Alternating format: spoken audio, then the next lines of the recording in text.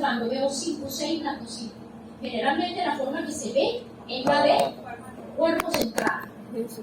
En el otro lo cambié el microscopio, cambié el campo microscópico y veo 8, 10, wow. Cambié 5, 6, 7. Vuelvo a cambiar, aquí estoy contando 8, vean que estoy cuantificando, pero allí lo colocaría más de 5 por campo. Entonces ya estamos claros cuándo es más de 5 y cuándo es menos de 5. Eso de más y de menos tengo que verlo al microscopio para yo cuantificarlo. Eso no es porque yo quiera, no, yo tengo que ver varios campos microscópicos, mínimo 10 campos microscópicos, y saco mis cómputos. Entonces, automáticamente, ya lo que hacemos en el diagnóstico estamos claros. Aquí vi 3, 4, 5, cambio, vi 2, 3, 4. No llegué más de 5, más de 6, eso es menos de 5. Blastocitis menos de 5 por campo. Blastocitis especie menos de 5 por campo. Entre paréntesis, la forma que yo observé, que en la mayoría de los casos, la fase de... ¿Fase de profesor? La fase de cuerpo central. Y esa fase de cuerpo central correspondería a quién?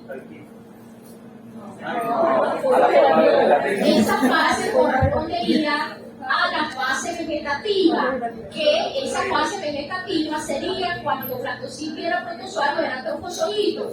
Olvídense de quiste y de troncozoito.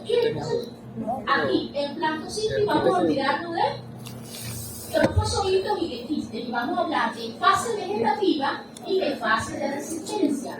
La fase vegetativa eran esos troncozoitos que antes se llamaban así, ahora se llaman fase vegetativa.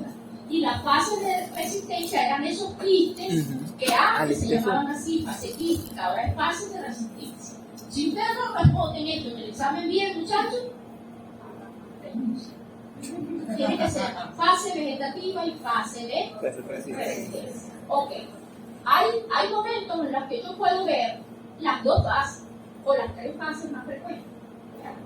Entonces yo lo informo, abro mi paréntesis y coloco forma de cuerpo central, que sin lugar a dudas la primerita.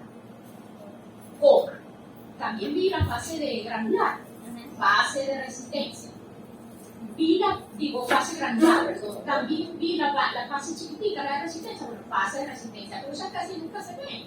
La fase más frecuente, la que mayormente se ve, es la de cuerpo central. Y seguro que esa es una pregunta de examen. ¿Cuál es la fase que con mayor frecuencia será diagnóstico para blastocitis?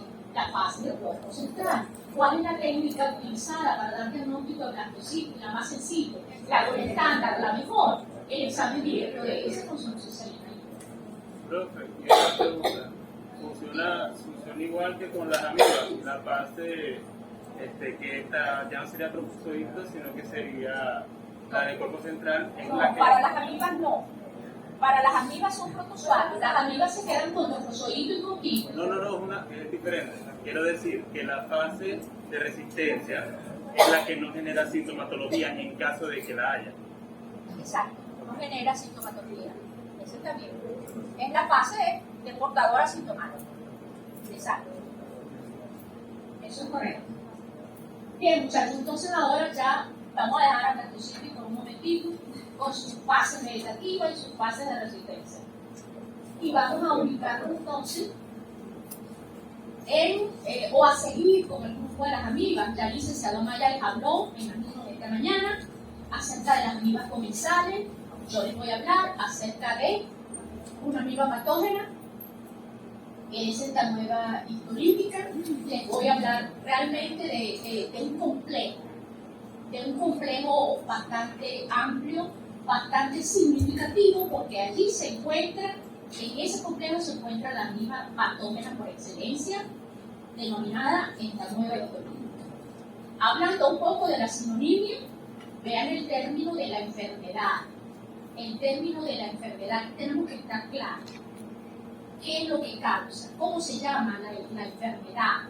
Y eso es la importancia médica, desde ya. Pregunta de examen de laboratorio. Diga la importancia médica. Se le coloca un troncozoito ahí de esta nueva histolítica y se le dice, diga la importancia médica del parásito observado. ¿Qué usted va a colocar allí? Ajá, pero ¿cómo lo va a colocar?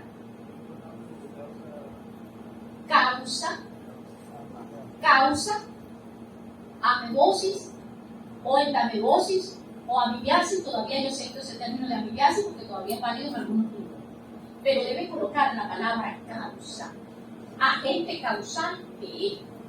Esa es la importancia médica. Eso es válido para todo el grupo de parásitos. De repente se le coloca un reposoíto de, por decir, de Giardia intestinalis. Diga la importancia médica de este parásito. Agente causal de giardiasis o giardiosis. Una larva rhabditoide de estrongiloides intercorales. Diga la importancia médica de del parásito observado. Causa estrongiloidiasis o estrongiloidiosis. Bien, muchachos. Otra pregunta a realizar. Ok, seguimos. Entonces, la sinonimia, amebosis, amibiasis, aquí hacemos un paréntesis para comentarles que el término osis se comenzó a utilizar desde que se realizó el consenso internacional en el año 2006. Las infecciones reciben el nombre del género de su agente etiológico más el sufijo osis para denotar efectivamente la infección. De manera que, desde esa fecha para acá, se debería utilizar ese término osis. Amebosis, giardiosis, estrongiloidiosis, ascaridosis, trichuriosis, todo lo que termina en osis. Sin embargo, en la literatura todavía se maneja el término de asis. En lugar, por ejemplo, de amibiasis, de amebosis, dicen amibiasis. Y eso es válido. Nosotros no podemos decirle a usted de hoy para mañana que se olvide de eso, no, porque en algunos textos eso aparece todavía. Pero usted debe estar claro que lo correcto es osis. Si usted lo puede hacer, de ahora en adelante haga. Amebosis, giardiosis, ascaridiosis, estrongiloidosis, astocitosis, así de una vez por todas. Profe, disculpe una pregunta. Entonces sería, por decirlo, el agente etiológico entamoeba histolítica. Ajá. Y si en la enfermedad sería agente causal o solamente la causa, la importancia Causa. Causa, porque si usted no coloca esa palabrita, se lo van a poner mal. Porque dice cualquier palabra me puede colocar, pero usted me está diciendo que es lo que causa. Entonces, desde ya, para que se cubra. Bien, la taxonomía. Les digo que la taxonomía de este parásito, esta que tenemos acá, es nueva, es una taxonomía que estamos utilizando y yo me voy a referir, vean que desde el dominio, pero yo me voy a enfatizar acá desde el filo. Filum Amebozoa, subfilum Conosa, infrafilum Axanoeva, la clase Axanoevera, el orden, aquí está, la familia, el género y la especie. Esta fue la historia. Importante la recomendación que voy a hacer. El género con mayúscula la primera letra y la especie con minúscula. Y subrayado a la hora del examen.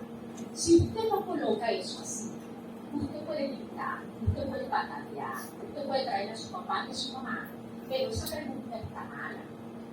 Entonces, desde ya le estamos diciendo que por favor escriban los nombres de los parásitos correctamente.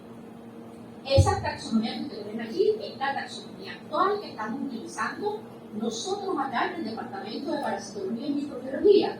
Sin embargo, usted va a otra universidad y todavía de repente están utilizando la taxonomía que aparece en los libros. Eso queda de parte de cada quien. Ok. Entonces aquí tenemos el complejo entamoeba, así se le denomina porque es un grupo de especies, un grupo de amibas que están formando parte de ese complejo entamoeba. Sin embargo, hay que hacer la salvedad que de todas esas amibas que están allí comentadas y las que ya el licenciado les comentó en esta mañana, porque yo sé que se los comentó, nosotros vamos a darle la importancia primeramente a entamoeba histolítica porque es la patógena. También debo decirles que desde el punto de vista morfológico son iguales, tienen características morfológicas idénticas, semejantes, todo lo que tiene que ver con histolítica, Hispano-Coqui, la última, por ejemplo, histolítica, Hispano-Coqui, Bangladesh. Esas mismas morfológicamente son idénticas. Por lo tanto, al microscopio óptico nosotros no podemos decir esto es histolítica, esto es Bangladeshi, o esto es dispar, esto es Mongol. Por eso se informa complejo en Tamueva. ¿Estamos claros, muchachos? ¿Por qué se informa como complejo en Tamueva? Porque morfológicamente tienen características similares y al microscopio óptico es imposible decir que salvo una excepción. Si yo observo al microscopio óptico un trofozoito de, vamos a decirle ya, de Tamueva histolítica, ¿por qué le voy a dar el nombre de Tamueva histolítica? Un trofozoito que ingiere glóbulos rojos, y veo las características de esa materia fecal, veo que es una heces diarreica bisentérica, ¿verdad? Con moco y sangre, y cuando monteo el microscopio voy a ver una estructura alargada que emite sergópodos unidireccionales que está ingiriendo glóbulos rojos. En ese momento yo puedo decir claramente, sencillamente, que estoy ante la presencia de ¿quién? Entonces, más o menos así. Monté mi examen directo con solución salina con Lugol. No me escuchan. Con solución salina y con Lugol. Lo monto al microscopio.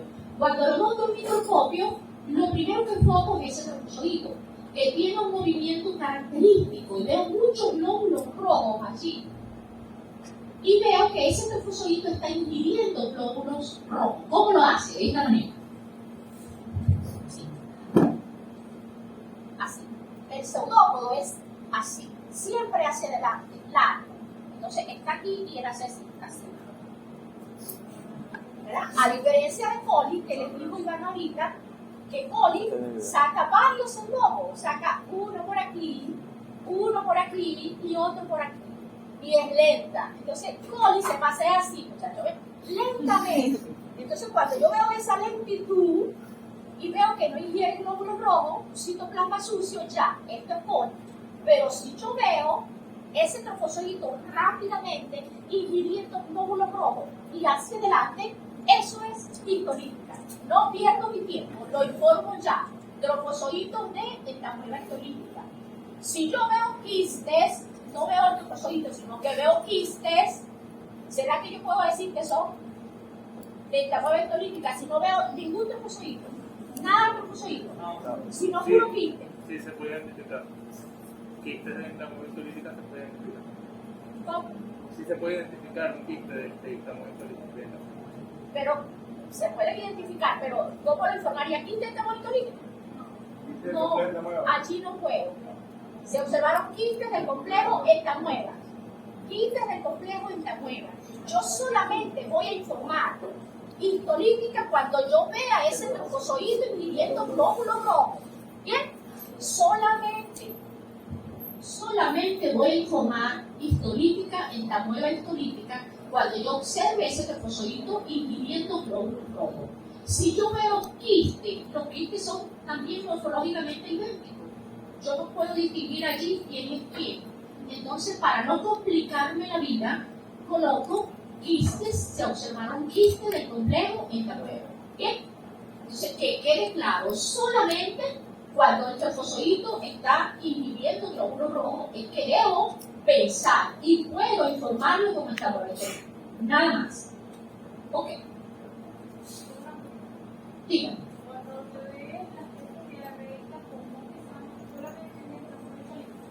No, para allá va. A la final vamos a dar diagnóstico diferencial. Cuando lleguemos al diagnóstico diferencial, yo le voy a explicar eso. En dado caso de que veamos un trofozoito para en cuestión del práctico, un trofozoito de E. coli, solo la foto podríamos informarlo como complejo en Tamueva o de coli como solamente como en Tamueva porque, o sea, no es distinguible con los otros. De otra amiga, Ajá. puedes informarlo como trofozoito del complejo. De otra amiga diferente.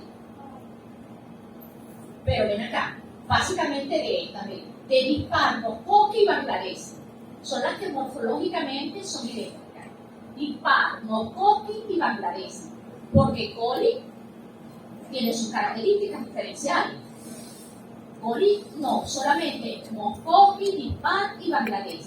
Son las que tienen morfología idéntica. Coli tiene sus características particulares que el licenciado se las explicó ahorita. Yo puedo distinguir rápidamente al examen directo un trofozoito de coli. Primero, porque no va a haber sangre por ningún lado. Porque coli no invade. Si no invade el tejido, no debe haber sangre. Y segundo, porque el movimiento del trofozoito es diferente.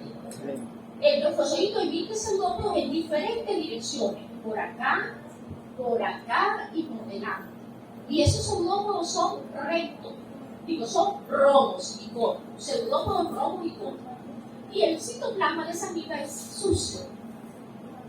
Mientras que histolítica emite pseudópodos largos, unidireccionales, emitir glóbulos rojos y el citoplasma es líquido. Ojo cuando usted vea ingiriendo glóbulos rojos, allí clarito que sea histolítica. Seguimos. La definición de amibiasis o amebosis, ya lo sabemos, una infección parasitaria causada por un parásito patógeno en la amoeba histolítica, el cual habita a nivel de intestino delgado o intestino grueso. Intestino grueso, agente causal puede esta enfermedad, que se conoce como amibiasis o amebosis, puede invadir. Generalmente habita a nivel de intestino grueso, pero hay ocasiones en las que esta amiba puede invadir otros órganos como hígado, pulmón, cerebro, piel y ocasionar en esos órganos procesos realmente necróticos, fundamentalmente necróticos.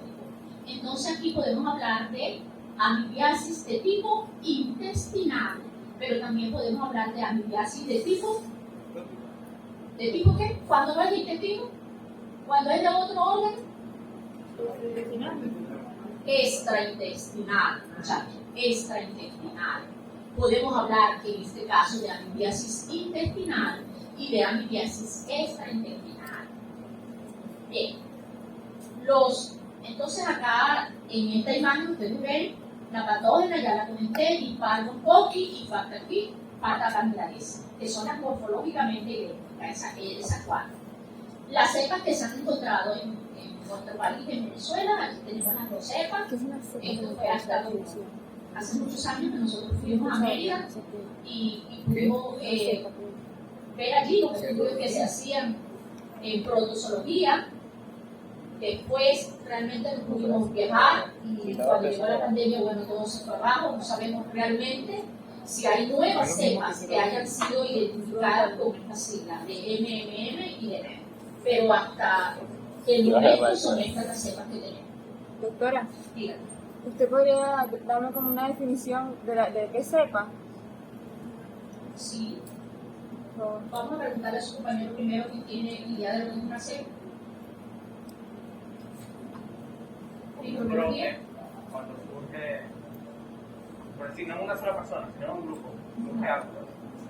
Eso es cepa, estamos hablando de una cepa bacteriana, por ejemplo. En bacteriología, en microbiología se utiliza mucho ese término cepa. ¿Quién tiene idea de lo que es una cepa?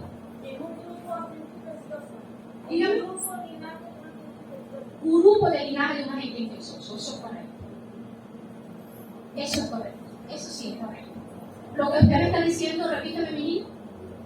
Como el surgir o el brote, por decir, una bacteria. Ajá. En un grupo, no en una sola persona. No, eso se llama epidemia. Ahí hablamos de epidemia, endemia y pandemia. Eso lo vamos a decir. Muy bien. Seguimos, muchachos. En esta imagen, relación filogenética entre especies del género Entamoeba. Vamos a ver aquí la relación que hay entre ellas. No me voy a detener mucho acá, muchachos. Yo me voy a detener en lo que yo creo que es más importante para ustedes porque esta clase es larga. Acá las tenemos todas. Las que tienen 4 núcleos.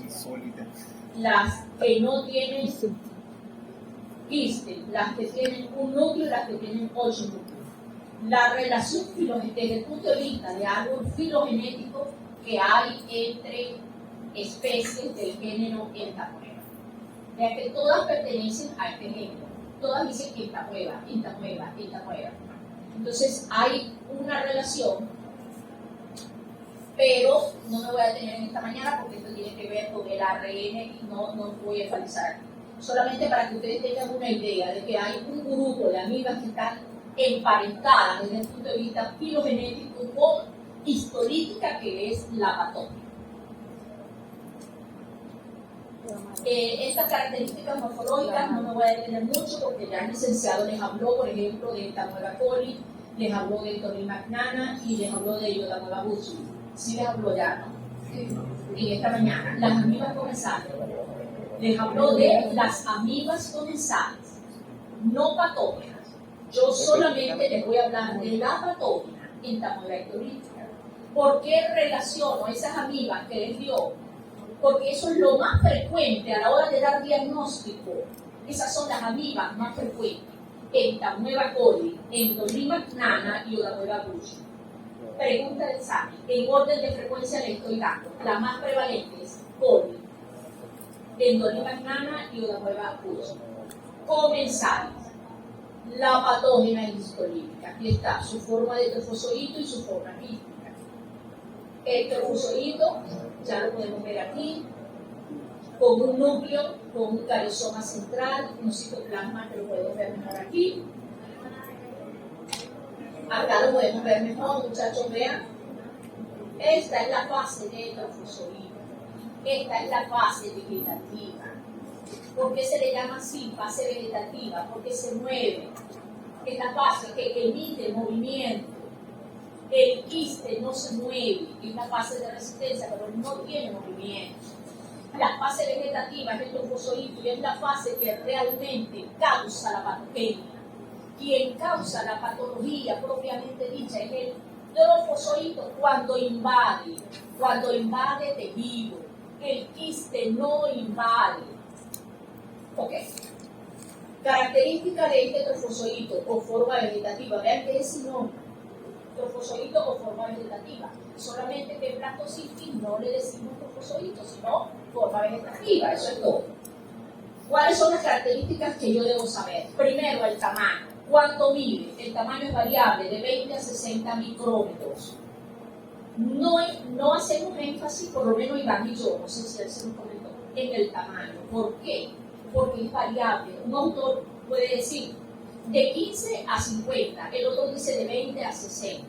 Entonces nosotros no hacemos énfasis en el tamaño porque nos parece incorrecto que nosotros le pongamos a ustedes a que se aprendan unos tamaños que varían de un libro, de un autor a otro. Ok. Citoplasma. ¿Cuál es el citoplasma? Todo esto que está aquí es el citoplasma. Vean. Citoplasma limpio. O sea, usted lo está moviendo ya, pero no se va. No se va. ¿Y si le doy aquí? En la computadora. Ahí está. Ok. Vean. El citoplasma es esto. Todo esto es el citoplasma. Doctora, el El micrófono. citoplasma es limpio, con pocas vacuolas y lo que tiene dentro de ese citoplasma debería ser ¿qué? Glóbulo rojo. Es una amiba limpia, no ingiere cualquier cosa, ingiere glóbulo rojo. Además de eso, vamos a ver un núcleo aquí. Bueno, eso es lo podemos ver aquí. Aquí está. Estos son los glóbulos rojos. Podemos ver, vamos a quedarnos con este, un núcleo con un cariosoma central y una cromatina, cariosoma central y una cromatina granular periférica uniforme regular. Bien. Pseudópodos unidireccionales. Bien. Repito. Vamos a ver un trofozoito que tiene un citoplasma limpio. Lo que generalmente tiene son glóbulos rojos. Vamos a ver el tamaño que es de 20 a 60 micrómetros. Vamos a ver que emite pseudópodos unidireccionales. Vean, hacia adelante, en una sola dirección, hacia adelante. a ser blanco, unidireccional. Vamos a ver que tiene un núcleo con un cariosoma o nucleolo, antes se le llamaba nucleolo, central. ¿Por qué insisto aquí? Porque el de coli está hacia un ladito. El cariosoma de Entamueba coli es excéntrico, está hacia un ladito. Aquí no, que está central.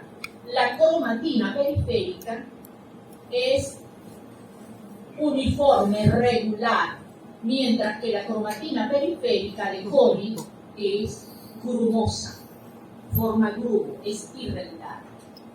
Yo le puedo decir a usted, señale 4 diferencias entre el trofozoito de histolítica y el trofozoito de Entamueba coli, y usted puede hacerlo.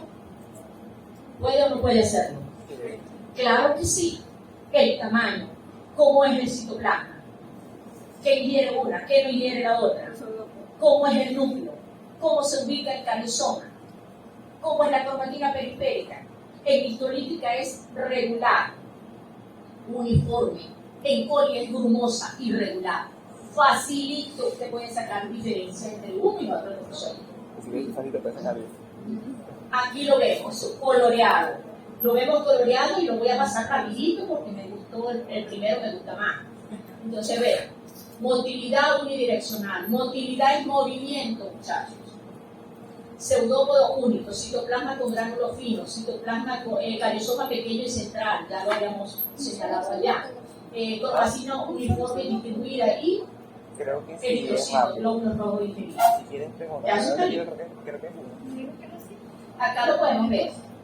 Vean. También me compré. Todo esto es el trofozoito, todo esto es un trofozoito. ¿Qué será esto que se ve aquí? El núcleo. ¿Qué será esto que está aquí? El cariosoma, esa estructura, ¿qué será? Los glóbulos rojos. Ah, ok. Esto no es carne, ¿no? Y ese Doctora, tiene, ¿por qué en la misma dice único pseudópodo? Porque al examen directo, esto porque es una coloración, esto está coloreado. Esto no es un examen directo. Pero al examen directo, cuando las heces están recién emitidas, ese es el movimiento de histolítica. El pseudópodo es en una sola dirección, hacia adelante, tratando de ingerir esos glóbulos rojos. Ella busca inmensamente ingerir esos glóbulos rojos. Pero tiene un solo pseudópodo. Generalmente puede sacar otro, pero generalmente es uno. Gracias. Y eso es el examen directo, y esto que está aquí es una coloración. Es decir, hice un froting y lo coloreé. Y por supuesto que la coloración no se mueve. Vamos a hacer el examen. Imagina por la velocidad. Aquí lo vemos con fotocopia. Vamos con la forma quística, la forma de resistencia. Iván les habló acerca de un quiste inmaduro y de un quiste maduro. El quiste inmaduro es aquel que no ha completado todavía el número de núcleos. El quiste maduro es aquel que tiene la cantidad de núcleos suficiente. Ya ese quiste está listo con su número de núcleos para dar inicio al ciclo límpico. Aquí hablamos, vea, por ejemplo, que está aquí. ¿Cómo sería este quiste? ¿Inmaduro o maduro? Inmaduro, tiene un núcleo y tiene aquí barritas cromatitales. ¿Cómo sería este quiste? Sería maduro, que cuenta, vea, 1, 2, 3, 4. El número de núcleos es de 1 a 4, a diferencia de coli. ¿Cuánto era el número de núcleos? De 4 en adelante. 4, 5, 6, 7, 8 y hasta 12. Entonces, aquí ya usted está clarito para el laboratorio. Bien, las barras cromatoidales. Vean cómo se ven las barras cromatoidales. ¿Cómo eran las barras cromatoidales de coli? Eran ¿Hilachadas o redondeadas? hilachadas y las de histolíticas son romas. Así que Redondeadas. Seguro que lo tienen ahí en la mano. Revise eso. ¿Cómo son las barras de Entamueba histolítica? Las barras cromatoidales que se observan en el quiste de Entamueba histolítica, y cómo son las barras cromatoidales de Entamueba coli. A eso me estaba refiriendo, profe, con la diferencia entre el quiste de histolítica y de coli. Ah, sí, a eso sí. A eso me A eso refería. sí. A eso sí, corazón. A eso sí puedes decirlo sin ningún problema. Estos son quistes de Entamueba histolítica y estos son quistes de Entamueba coli. Porque el de histolítica ve el tamaño de 10 a 15 micrómetros. Imposible confundirlo con el de coli porque el de coli mide de 20, 25, 30 micras. La otra característica es el número de núcleos. El número de núcleos de histolítica en el quiste es de 1 a 4 núcleos. El de coli más de 4 núcleos. Había leído que podía llegar hasta 16. Hasta 16. Sí, es verdad. Yo no he contado 16, 12 sí he contado por 16. Y la otra diferencia entre el quiste de histolítica y el quiste de coli es a nivel de las barras cromatoidales. Uno tiene barras cromatoidales redondeadas y el otro tiene barras cromatoidales hilachadas. ¿Bien? Usted puede sacar 3 diferencias entre el quiste de histolítica y el quiste de coli. Bien. Seguimos aquí alguna imagen. Aquí hay otra imagen un poquito más bonita, no se detallan bien las barras cromatoidales, pero se ven los núcleos. Vean, la característica de los núcleos es la misma característica del núcleo del trofozoide, o sea, un cariosoma central. Eso es vivo para histolítica. Un cariosoma central y una cromatina periférica bien distribuida. Profe, una pregunta. ¿El quiste inmaduro tiene capacidad infecciosa o no? No, Nada más grave. el ciclo se inicia con la ingesta del quiste Ah, bien. maduro, contenido de los alimentos en las aguas, como se lo comentó el licenciado Mayo. Vean, muchachos, aquí se habla de una fase intermedia que no le voy a dar importancia, que es la fase de prequiste. O sea, que sería así, el trofozoito, el prequiste y el quiste. Pero a la hora de dar diagnóstico, nosotros no tomamos en consideración esa fase de prequiste, sino que nos vamos directamente a la fase quística. Por eso les comentamos nada más la fase de trofozoito y la fase quística. Bien, el quiste, vea, perfecto. Ahí hay 2 núcleos. 2 núcleos y usted detalla bien el cariosoma central. Aquí en este, que es un prequiste, porque todavía no tiene la cantidad de núcleos, no está bien formado, detallo aquí un núcleo que tiene un cariosoma central. Entonces, con eso ya más o menos estoy clara y me oriento, además del tamaño y además de las barras cromatoidales. El ciclo evolutivo, más o menos, parecido al ciclo de las amibas cuando entré, Iván les había explicado el ciclo. ¿Se recuerdan que les estaba explicando cómo se iniciaba el ciclo? Se inicia entonces cómo, vamos a ver rapidito, de acuerdo a este ciclo que ustedes están viendo y de acuerdo a lo que vieron con el licenciado Amaya, cómo se inicia el ciclo evolutivo Por la ingesta del por la ingesta del Por una resistencia. ese quiste maduro ya sabemos que es la forma de resistencia, es la forma que soporta, es la forma que aguanta los cambios del medio ambiente. Por eso se le dice resistencia, resiste. Mientras que el trofozoito no. El trofozoito, una vez que sale al medio externo con la materia fecal, al pasar las 2 horas ya muere y ya pierde su morfología. Por eso aquí yo digo, wow, que hasta los parásitos son inteligentes, ¿no? Porque no le interesa, a él no le conviene salir en forma de trofozoito. A él le conviene, le interesa el salir en la forma quística, porque es la forma que va a aguantar, ¿no? Todo va a soportar cambios de temperatura, allí en un tambor de agua por varios días. Wow, voy a dar inicio al ciclo evolutivo, a la persona que ingiere esa agua con esos quistes allí. Voy a mantener. Bien, alguna información extra que tenemos acá, el inóculo de 25 a 30 quistes por 100 litros de agua, y se algunos investigadores, esto lo ponemos como referencia. El periodo de incubación variable de 7 días a 3 meses, el periodo prepatente de 5 a 15 días. ¿Saben ustedes cuando hablo de periodo de incubación y periodo prepatente? ¿Tienen ideas a qué se refiere el periodo de incubación? ¿A qué se refiere el periodo de incubación? Si no me equivoco, el periodo de incubación es desde que entra el agente biológico hasta la primera manifestación clínica. Desde que entra el agente infeccioso hasta que aparecen los primeros signos y síntomas. Y el Y el periodo periodo prepatente desde que entra el agente infeccioso hasta que entre el mercado por las laboratorios. técnicas de laboratorio convencionales. Eso lo deben manejar. Ok, entonces vamos aquí. La persona ingiere el quiste maduro que está contenido en agua, supongo así, en un vaso de agua que ingirió o en un alimento que consumió. Ajá. ¿A dónde va ese quiste? La forma digestiva. Baja, ¿verdad? Baja por aquí, entra a la boca, baja por el esófago, llega al estómago y de ahí va a dónde? Intestino delgado. Intestino delgado. En intestino delgado, ¿qué ocurre? La desinfección. Se desinfecta, Se ¿verdad? desinfecta. Ok. Y luego, ¿qué sale de allí? El trofozoito. Un trofozoito, exactamente. Ajá. Y luego ese trofozoito, ¿qué pasa? Ajá. ¿Qué pasa con ese trofozoito? ¿Se queda allí?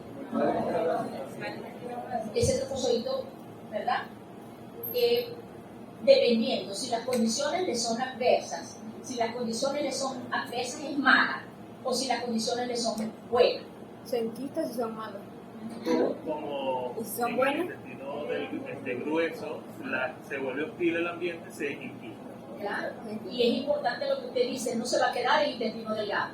Allí ocurre el desinfectamiento. Sale ese trofozoito, pero luego va al intestino grueso, que es su hábitat de intestino. ¿Bien? Ok. Si las condiciones, como ya dijo el bachiller, le son adversas, ¿verdad? Entonces, ese trofozoito, ¿qué hace? Se enquista nuevamente, ¿verdad? Hay situaciones en las que ese trofozoito, eso está caracterizado desde el punto de vista genético y hay muchas teorías que hablan acerca de por qué ocurre eso. Ese trofozoito puede invadir, puede migrar a otros órganos. Y ya les decía, es el trofozoito realmente el que invade, ¿verdad? El que invade, mucosa.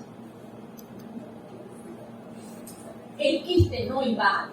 Entonces, la lesión, el daño realmente lo ocasiona el trofozoito. El trofozoito. Ok. Ese trofozoito, les decía, dependiendo de las condiciones de ese paciente, de esa persona, ese trofozoito puede migrar a otros órganos. Y uno de los órganos que ustedes ven aquí, hígado, puede pasar a pulmón y puede pasar a cerebro, y hay otros órganos, hay piel, hay otros órganos donde ese trofozoito puede migrar. Una vez que ese trofozoito migra a ese lugar, ya nosotros no estamos hablando de amibiasis intestinal, ¿no? Sino de amibiasis extraintestinal. Ok, bien. Una vez que usted conoce la fase evolutiva que entró, ahora le pregunto, ¿cuál es la fase evolutiva que permite dar diagnóstico cuando hablo de amibiasis intestinal? La vegetativa. ¿Cuál es la fase? Pregunto. ¿Cuál es la fase evolutiva que nos permite dar diagnóstico?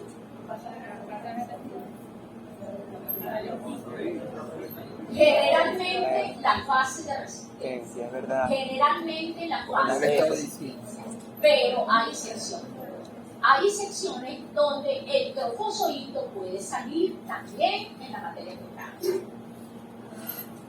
¿Y en qué momento? ¿Por qué sale ese trofozoito? ¿Por qué ocurre eso? ¿Por qué ocurre esa salida de ese trofozoito? Las condiciones eran difíciles en vez de había mucho líquido y salió, porque cuando hay poco líquido en el grueso, el se deseca, ocurre el cambio en quiste y sale. Perfecto, eso está bien. Generalmente vemos el trofozoito cuando el paciente tiene un cuadro diarreico agudo. El peristaltismo intestinal está acelerado y no hay chance para que ese trofozoito se transforme en esa forma quística, ¿verdad?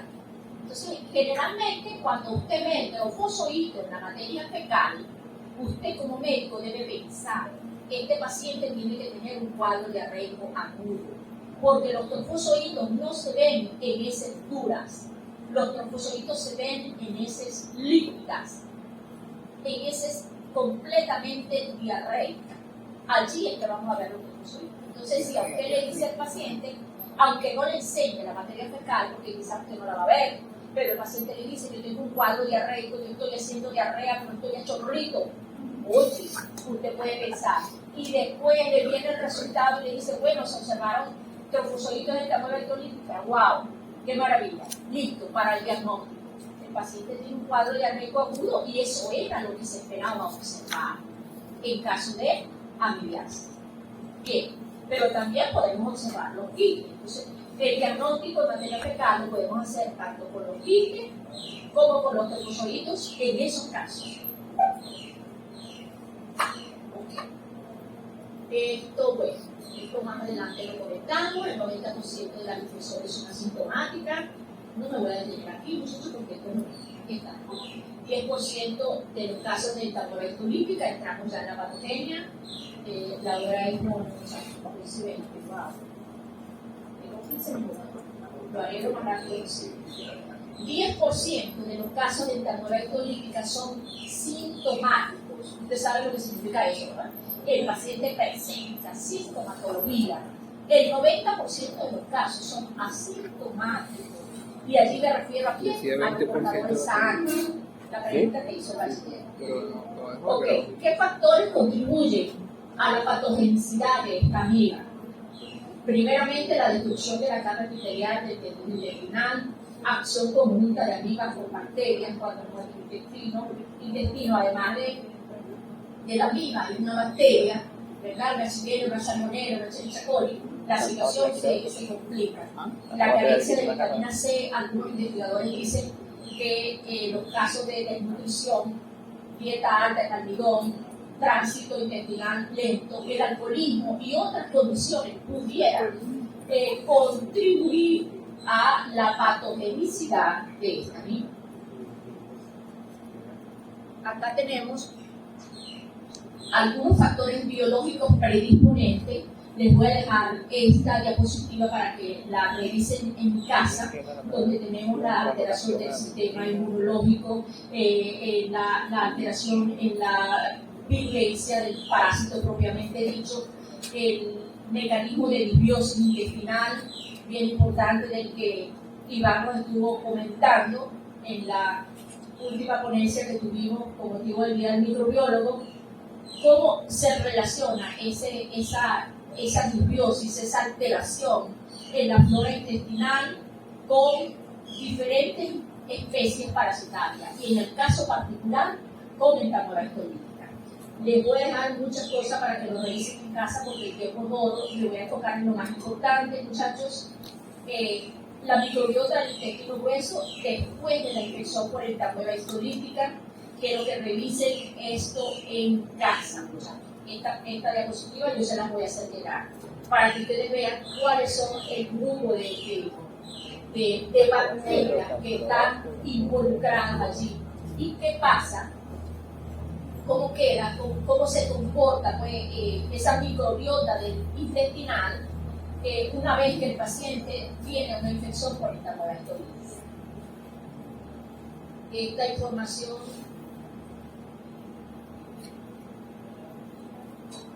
el mecanismo de patogenicidad propiamente dicho, lo voy a tener rápidamente aquí.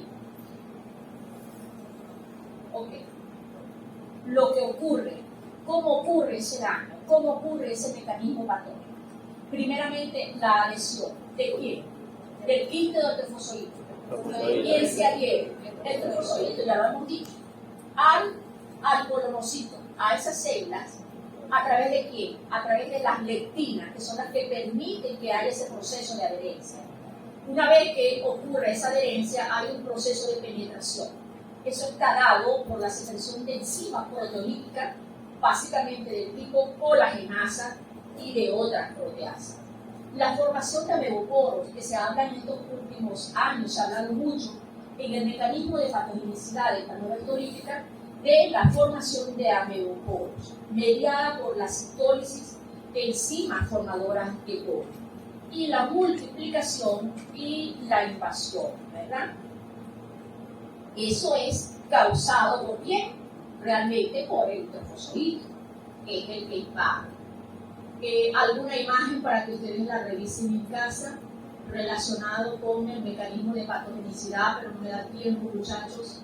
Esta otra imagen interesante, por favor, revisen en casa estas dos imágenes. Realmente no es que quisiera que ustedes obligatoriamente la revisaran, pero denle un ojito en casa, porque de alguna manera está relacionado con el mecanismo de patogenicidad, pero me va a llevar mucho tiempo. prefiero quedarme con esta para explicarles rápidamente el mecanismo que utiliza la amiba para producir ulceraciones en el colon, que es lo que realmente causa a nivel intestinal. Entonces, vemos ustedes esto porque ya lo hemos venido viendo. Una vez que hay invasión de la mucosa, mediado por la lectina, que es la proteína de adherencia, ¿verdad? Viene a formar parte también importante en ese mecanismo para producir ulceración, los factores de virulencia del parásito, la resistencia del hospedador y básicamente la formación de úlceras, que es lo característico en amibiasis. Una úlcera tipo en botón de camisa está dada por la penetración de los trofozoitos y por la muerte de esos trofozoitos. Aquí se muerte de las amibas. Me refiero a los trofozoitos. Una vez que ellos invaden, penetran, entonces mueren. Y en el momento en que mueren, se liberan ciertas enzimas que son fatales, que son mortales, que es la hialuronidasa y la gelatinasa. Digo mortales para el humano, para el operador, porque de alguna manera ellas son las que definitivamente contribuyen a que se forme esta úlcera por botón de camisa. Entonces, usted más o menos debe entender un poquito este mecanismo de patogenicidad, por lo menos tener una idea quién lo causa, cuál es la fase evolutiva, cómo hace ese trofozoito para invadir, para penetrar allá, en ese lugar. Aquí está también parte del mecanismo de patogenicidad. Aquí está una colonoscopia, donde podemos también detallar algunas imágenes de... No me voy a detener aquí, rápidamente me voy aquí. Las lesiones intestinales, donde ocurren básicamente a nivel de dónde ocurren, de qué porción del intestino ocurre, a nivel de ciego, recto, sigmoide, colon ascendente, colon transverso, colon descendente, a nivel de apéndice. Vean qué ocurre. Ulceraciones superficiales al inicio, pero luego ese tejido se vuelve necrótico, se necrosa. Y el trofozoito, cuando yo digo la amiba, yo quiero que usted me entienda que en este momento yo estoy hablando del trofozoito, que es el que invade, pasa de mucosa a submucosa. Ocurre edema, isquemia y ya viene la úlcera de forma de botón de camisa, que es lo característico. Si la invasión progresa, si ese trofozoito sigue invadiendo, vamos a llegar a el crecimiento de úlcera y vamos a definitivamente a llegar a este caso, gangrena o colitis amibiana fulminante, que es realmente fatal. Acabo de mover las úlceras por la cabeza. Entonces usted se imaginará cuando un paciente tiene amibiasis, vea esa úlcera característica, no sé por qué le llaman botón de camisa. No se parece, ¿verdad? Pero así han dado el nombre botón de camisa. Lo que sí vemos es el tejido, ¿verdad? El tejido, ¿cómo está el tejido? Ok. Seguimos, muchachos, con la patogenia. Si ese trofozoito continúa, sigue caliente, bueno, vean lo que puede pasar. Perforación a nivel de colon transverso, a nivel de sigmoides, a nivel de ciego. Esto es considerado como la principal causa de muerte. Se pueden formar también los granulomas amebianos, conocidos como amebomas. Esto hay que hacer diagnóstico diferencial con otras patologías para realmente estar claro si se trata de una tumoración diferente o se trata de un ameboma. Ellos se localizan básicamente a nivel de recto, sigmoide y ciego. Y las lesiones extraintestinales de las que le he venido comentando desde el principio se localizan a nivel de hígado, ocasionando lo que se conoce como absceso hepático. Hemos tenido casos, no he enfrentado Bolívar, si hay casos de absceso hepático por entamoeba rítica, a nivel de pulmón, a nivel de cerebro, a nivel de vaso y a nivel de piel. De manera que hay que tener mucho cuidado a la hora de tener delante de un paciente que cursa con una amibiasis. porque puede ser una amibiasis intestinal, pero pudiera pasar también llegar a tener una amibiasis gastrointestinal. Las manifestaciones clínicas, muchachos, aquí están, les voy a dar las diapositivas para que las revisen en casa. Por favor, quiero destacar aquí la forma clínica de la amibiasis intestinal son asintomáticas en el 90% de los casos. Colitis no disentérica 9% y colitis disentérica en el 1% de los casos. Con esta información que les estoy dando aquí, voy a llegar, aquí está la úlcera hipocondritis. ¿La ven? El modelito aquí. Vean, con un sacadito aquí. No tengo idea, pero le hubiese puesto otro nombre. No sé por qué se parece a una úlcera hipocondritis. Bueno, aquí están, amiguitos, los casos asintomáticos y los casos de amibiasis invasiva. Se los dejo para que lo revisen en casa. La clínica de la amibiasis extraintestinal, lo más común que es el acceso hepático. Vean todo lo que puede presentar la clínica que puede presentar ese paciente, desde dolor o sensación de peso en el ovario derecho, disminuir los músculos abdominales, náuseas, vómito, fiebre, escalofrío, pérdida de peso, y al examen físico todas estas características, hepatomegalia, ictericia, al laboratorio, bueno, una leucocitosis bien marcada con todos los valores de bilirrubina y de transaminasa, por supuesto, elevados. La amibiasis pulmonar cerebral, ya se les comenté, las formas avanzadas. Acá tenemos la colitis gangrenosa, perforación intestinal, que eso ocurre básicamente, esta parte, ustedes deben tener en consideración, esto ocurre básicamente en pacientes desnutridos, pacientes que han sido sometidos a terapia, en mujeres embarazadas, en niños. Imágenes de cómo es tratado un acceso hepático para hacer la función por los especialistas, algunas imágenes de cuando ya el tejido está realmente comprometido, como se ven esos mucositos. Esto es una coloración, esto no es un examen general de eso, esto es coloración. Como se ven otros casos de amibiasis, ya piel comprometida, todo el tejido comprometido. Acá también podemos ver parte del tejido ya necrótico comprometido, amibiasis cerebral. El diagnóstico no es fácil de hacerlo, pero vean cómo se ven aquí, se detallan pues, los trofosóidos.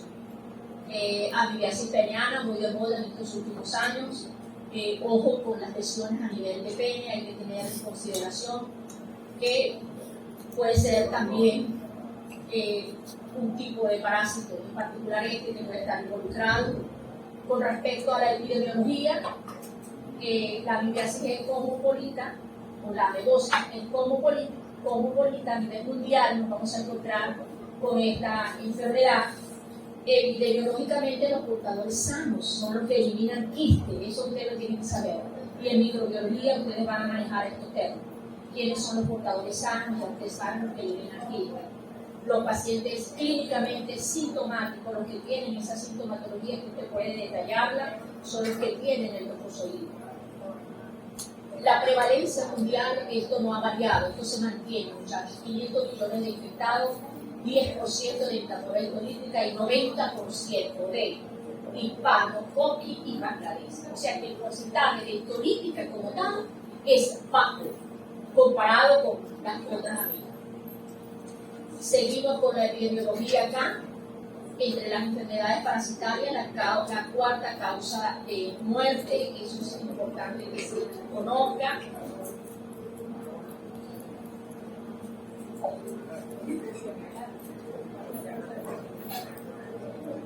Ok, ¿qué tan frecuente es la amebosis intestinal en nuestro medio? Realmente no es frecuente. Esa es la verdad. La prevalencia es baja.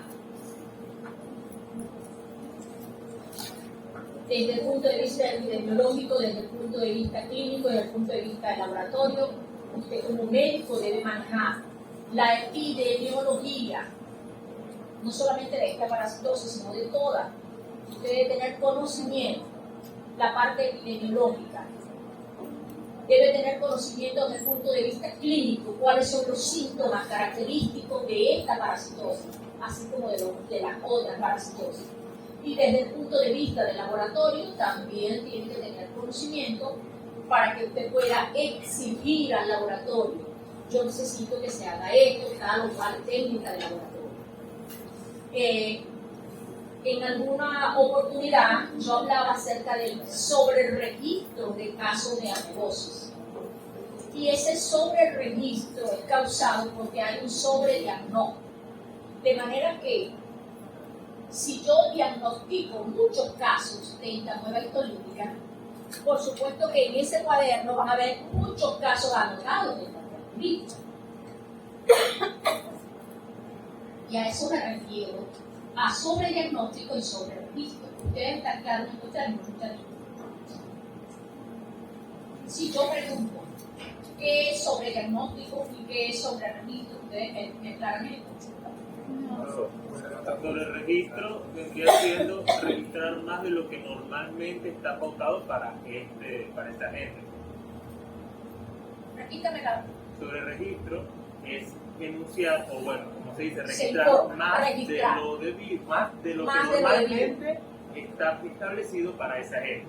¿Y por qué se informa ese sobreregistro? Un error es la diferencia entre entamoeba histolítica y la más prevalente, que en este caso aquí sería coli. Pero eso se informa porque hay un sobrediagnóstico, Exactamente. porque se informa mal, porque se confunde, porque vemos leucocito, vemos coli y lo informamos como histolítica. Entonces allí estamos haciendo un sobrediagnóstico. Pensé que la había Y el visto, pero no era. sobrediagnóstico me lleva al sobreregistro. ¿Está claro? Ok. Evidencia de baja prevalencia en las investigaciones. En el estado de Bolívar la prevalencia es de 0 a 3%. ¿Se compara con plastocito? No. Para nada. ¿Se compara con entamoeba coli? Para nada. Para nada. La prevalencia es realmente baja, de 0 a 3%. Se confunde en el diagnóstico con leucocitos y macrófagos en la materia fecal. Y el fenómeno de Cleveland, que bueno, siempre lo comentamos, porque qué interesante es ver cuando el médico sospecha, el paciente cree que tiene la infección y el laboratorio no confirma, pero los 3 están equivocados. ¿Qué les parece? El médico sospecha, ¿por qué? Porque el paciente tiene una diarrea con moco y sangre y el paciente viene y le dice: yo creo, doctor, que tengo una amigasia. Oye, sí, ¿verdad? ¿Estás haciendo tu sangre? Sí. ¿Con moco? Sí. ¿Una diarrea? Sí. ¿Cuántas veces? Eso es una amigasia. Ya. El paciente se va y dice: yo tengo una amigasia. Y llega al laboratorio, y el laboratorio ve el leucocito, no ve trofozoitos de histolítica, sino que ve leucocitos, ve macrófago, ve coli, ve cualquier cosa y raro lo informa como entamoeba histolítica. Eso es una mentira. Eso es una mentira. Eso es como dice una falacia epidemiológica. Allí se pusieron los 3 de acuerdo para mentir. Eso es mentira. Entonces usted como médico, usted no puede orientar mal al paciente. Usted tiene que decirle: mire, venga acá. No solamente entamoeba histolítica causa ese sangrado, causa esa disentería.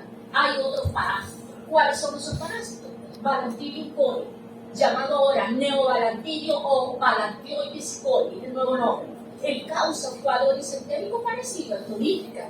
Trichuris trichiura, en casos severos, causa un cuadro disentérico parecido a entamoeba histolítica.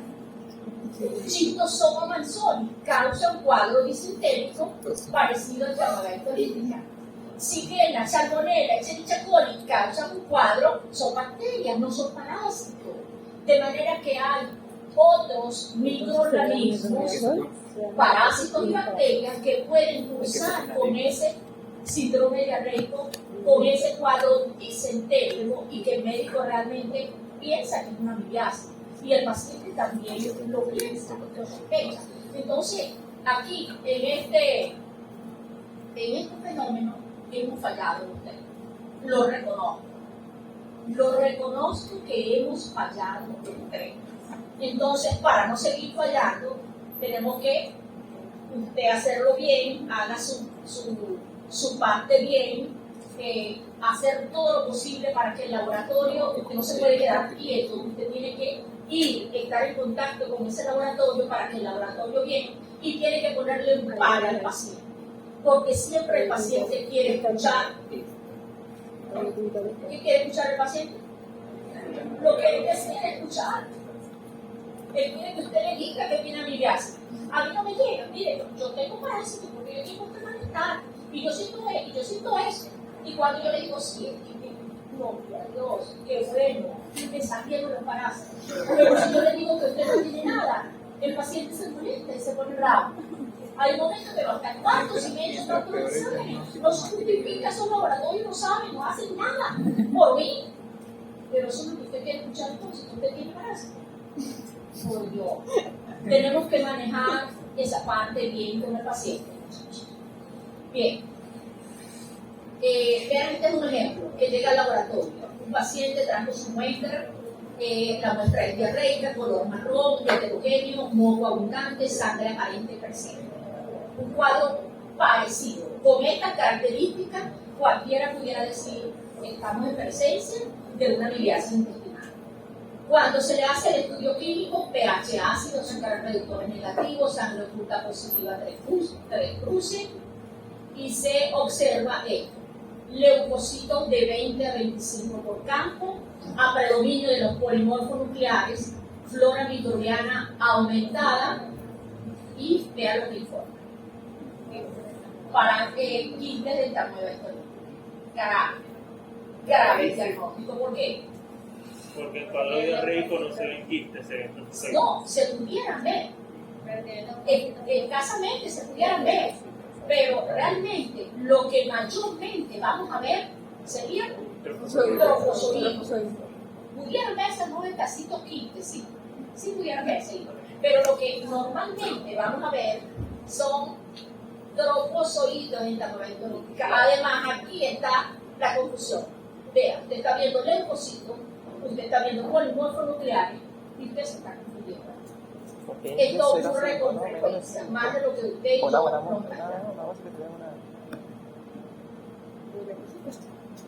Vean, los quistes los podemos ver en cualquier tipo de materia fecal.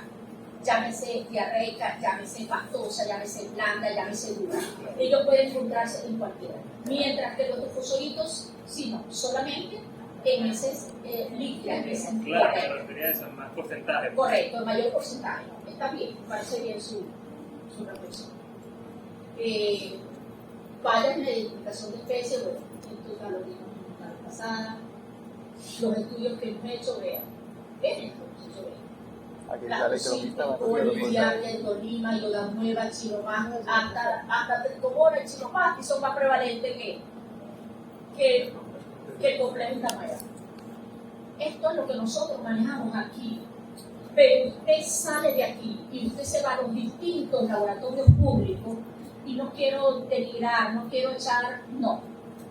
Como dice Charles, tierra en la cabeza a nadie, no. Pero usted revisa los cuadernos y usted ve histolítica en el mes de octubre, tantos reportes de esta histolítica. Eso no es así, muchachos. Eso realmente no es así. Y yo lo lamento no por la persona que diagnostica, yo lo lamento por el paciente, porque el tratamiento que se le pone a un niño que se le informa que tiene esta mueva histolítica es un tratamiento fuerte, que puede comprometerlo realmente. Y si no tiene una amibiasis, usted se imaginará. El diagnóstico, ¿cómo se hace el diagnóstico de amibiasis intestinal? En este caso, el examen directo con un montaje húmedo, solución salina fisiológica de bol, podemos hacer un frote y coloraciones permanentes, podemos hacer métodos de concentración. Vean que aquí están los mismos métodos que utilizamos para el lactociclo. Podemos hacer una demostración indirecta con cultivos, podemos hacer inoculación en animales de experimentación y se puede hacer la serología para diagnóstico de este parásito. Está en los diferentes laboratorios a un precio, por supuesto, costoso, pero existe. una información acerca de la prevalencia de anemia extraintestinal en el estado Bolívar, donde esto se realizó en el año 1996-2002, pero en esta nueva, del 2006 para acá, se han informado otros casos que no están publicados, por lo tanto no podemos traerlos, porque nosotros traemos acá lo que se publica. Si usted encontró un caso pero no lo publicó, lo podemos comentar, así como lo estoy comentando, pero yo no puedo mostrárselo porque no aparece en ninguna revista científica. Mientras que en este caso sí está informado de acá de nuestro estado. Ya terminando, el diagnóstico debe hacerlo desde el punto de vista epidemiológico, ¿verdad? ¿De dónde viene ese paciente? ¿Qué hace ese paciente? ¿A qué se dedica ese paciente? Y todas las características epidemiológicas, el diagnóstico diferencial y el diagnóstico de laboratorio. Me voy a detener en el diagnóstico diferencial, ya lo he comentado. ¿Con quién yo voy a hacer diagnóstico diferencial? ¿A qué llamo yo diagnóstico diferencial? Yo voy a hacer diagnóstico diferencial con otros parásitos que causan lo mismo, que causan mesentería, que causan diarrea, que causan lo que causa histolytica. Yo voy a hacer diagnóstico diferencial con esas bacterias que también causan esto parecido. Voy a descartar. Eso es diagnóstico diferencial, para ver si realmente estoy ante la presencia de esta nueva histolytica.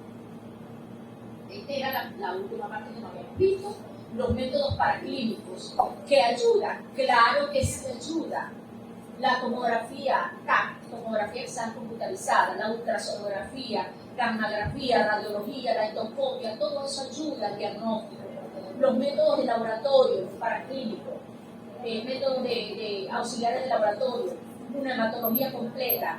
Vamos a ver cómo tienen los leucocitos, vamos a ver cómo están específicamente los eosinófilos, cómo está la velocidad de sedimentación globular, cómo está la parte de bilirrubina, la parte de transaminasa, cómo están esos valores.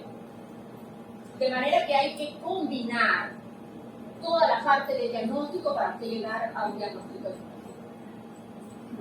¿Qué les puedo decir? En nuestro caso, realmente, esto es un trofozoito, no sé si se puede ver. ¿Iván se los enseñó? Sí, ayer. ¿Se los enseñó? Ayer. Ok, entonces no, sí, para no perder tiempo. Aquí está, mire, vean. Vean este es coloración, pero vea este, el pseudópodo, un solo pseudópodo. Vea este, un solo pseudópodo. Y todo lo que está aquí son glóbulos rojos. Cuando usted ve esto, usted puede decir, yo estoy ante esta mina, esta coloración. Quiste y ya terminamos. Si hay alguna duda, la pueden hacer hoy, la dejan para mañana, la dejan para después, me mandan un mensaje.